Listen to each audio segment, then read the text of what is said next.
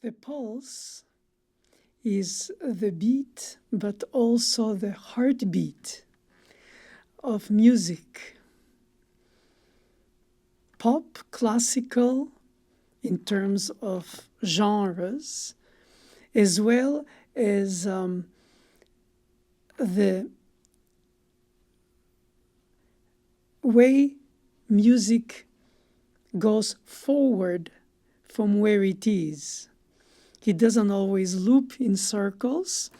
It goes somewhere, and when the pulse displays itself around the beat of late or before, and creates that syncopation or that hemiola according to the organization of the beats.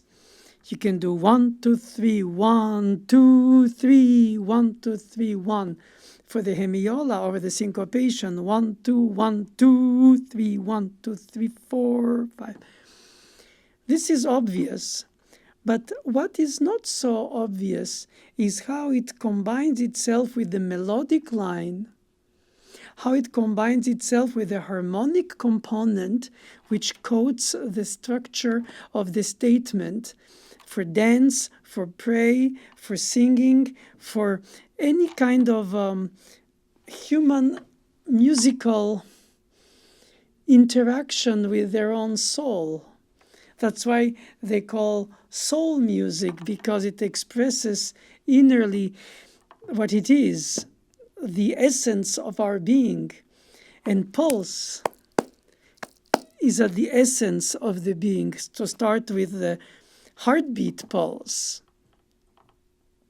And therefore, the idea that a rhythm can be obsessive in its repetitivity, takatatam, takatatam, takatatam, pom, pom, like in Ravel's Bolero, or a dotted rhythm, like in many Schumann pieces, param, param, param, param, param, param, param, param, or the French overture of the Baroque, where it was stately and royal, just like Louis XIV entering in the court, and then the dotted rhythm could become double dotted or single dotted, depending of the pace of his steps. Ta-ta-tam, ta-ta-ta-tam, ta-tam, ta-tin, ta-tam. There's something about the suggestivity that we receive from the rhythmic usage, especially in dance music, if it's in 3 with an impulse on the second beat, 2, 3, 1, 2, 3, 1, like in mazurkas for classical music, from which Chopin borrowed from his origins of Poland, or accents on the first beat with delay from the third beat in the Viennese waltz, 3, 1, 2, 3, 1, 2, 3, 1. It's to do with the gestures, with the choreography, with how you use the heel, the tip, and how you slide, and how you delay, or how you bow, or how you turn. And the pulse is suggestive, in fact, of musical choreography while playing on the piano without dancing. It's not a ballet, but it's a dance, either fast or slow. And the difficulty is to find the right combination between the right pacing of the pulse with the tempo marking, which is usually the beat. And that is a different thing, because the beat is consistent.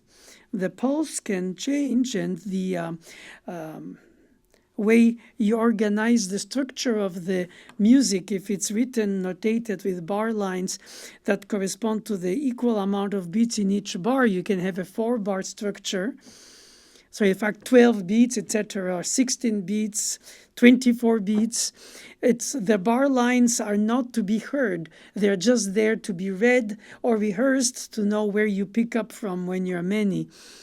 Instead of having something like 124 beats in one bar, then if you pick in the middle, you're lost for the group where to start from. So it's for practical reasons that the bar lines are there, not necessarily to indicate that the downbeat is a strong beat and the weak beat is the upbeat. So most music of classical style starts on an upbeat 3, 1, 2, 3, 1, 2, because the conductor is also, when they conduct and they don't play by essence, the orchestra plays, they give the upbeat and the orchestra plays on the downbeat. Or then they give a second beat and the orchestra plays on the third beat and then the first beat if there are 3. Or the third beat if they play on the fourth beat, 1. In other words, you give a departure so that you know to play on the next beat, and the space between the beats is the tempo for all the space of the beats after. Of course, the tempo can change and evolve, but the choosing of the tempo comes from the metronome, how many beats a minute. Melzel in 1815 in Vienna, who had a very interesting store for mechanical dolls and other types of automats, especially one that played chess, which in fact was a great sensation at the time. But anyway, he marketed the first metronome with the pendulum and the weight for having objective time determiners, so that when Beethoven took it home, and well, he was already deaf, he retroactively put tempo markings on his symphonies, which were written before the invention of the instrument, to secure that people will know the tempo he wants. It's almost like a recording of his expectation. Because before that, the markings were slow, lively, walking, or because of the opera started in Italy, the markings remained therefore mostly in Italian until the 19th century, where German, French picked up on their countries. But Italian was the international music language, so you had adagio, attese, andante, walking, allegro, lively, and then presto, fast, rushed. Then it was therefore an indication and depended of the pulse that you indicated in the notation of the meter, if it was by quarter notes or eighth notes. If you write 2/4 andante or 2/4 adagio, it's not the same, because a 2/4 andante will be 1, 2, but a 2/4 adagio will be 1, 2, so you can subdivide it 1 and 2, and therefore it's suggestive of something somewhat taking your time, somewhat walking, paced, not necessarily fast, or then lively, then rushed. But all this was approximate. And of course, because you knew the genre, the style, if it was imitative or scherzo of a dance or a minuet, because of the contemporary dance of their own time. Today, they're ancient dances for us when we play a minuet on the piano, which already was probably written for the harpsichord anyway, or the early pianoforte, but forte piano. The name of the instrument carries its dynamic range, distinguished quality, but we call it piano now, obviously, not forte. And therefore, the dynamics also influence the tempo, because of the action of the piano also, and the technique of the pianists also. So you can play the last movement of a Chopin sonata, and you can argue who agrees, who disagrees, because the publisher published different tempo markings according to the different sources, more or less claiming all the original. But ultimately, you have to find, by comparing, obviously, listening to how others do or did, but also to understand what it means to you and what are your means to bring it out in this tempo. Of course, when the music is not pure music, as we call it, but music that inevitably is reminiscent of another, like the funeral march in Chopin's sonata, it's assumed that being a mourning and a funeral, that you cannot play, because that would sound funny, so therefore it's out of character. That's too obvious. But when you have a piece of music that is not related to a specific action, like a dance or a prayer or a funeral or a wedding or whatever, for which the music is the psychological accompaniment of the action that we do by necessity of rituals.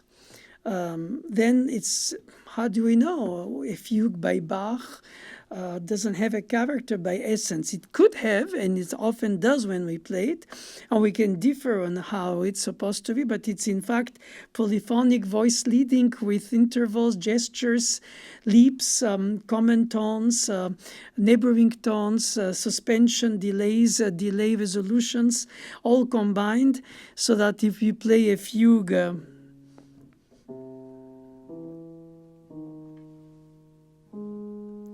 we could also play.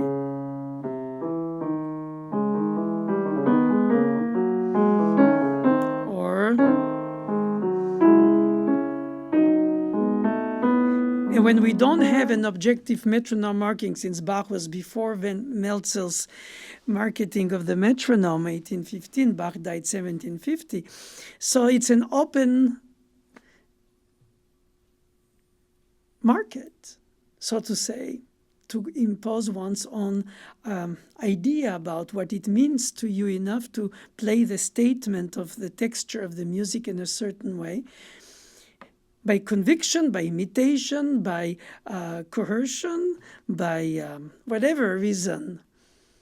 But then the articulation, the phrasing, the groupment of bars, the whole pulse, connecting, therefore, the structure of the phrase makes you arch it towards a certain arrival point. When you have lyrics, the lyrics take care of it. I would like to tell you, if I go mi, mi, mi, fa, sol, fa, inevitably the notes by themselves are just notes. But if you put syllables that become a word and then you sing it, you can stretch it to a certain point, or then after which you have to take your breath before the next sentence. So then the tempo comes a lot because of the choice of the breathing point for the voice, or the wind instruments, or the bow change for the bow instruments. Therefore, the pianists with the right foot pedal that already prolongs the sound don't have a tempo that comes musically so obligational by the instruments itself. You can play artificially lengthen or artificially shorten compared to the natural spreading of the notes or pacing of the notes. Then you can imagine imaginary lyrics so that you can pace it in a way that you don't rush, or count loud voice when you practice, or in your head when you perform, so that you can keep the spaces with the rests that in fact bring the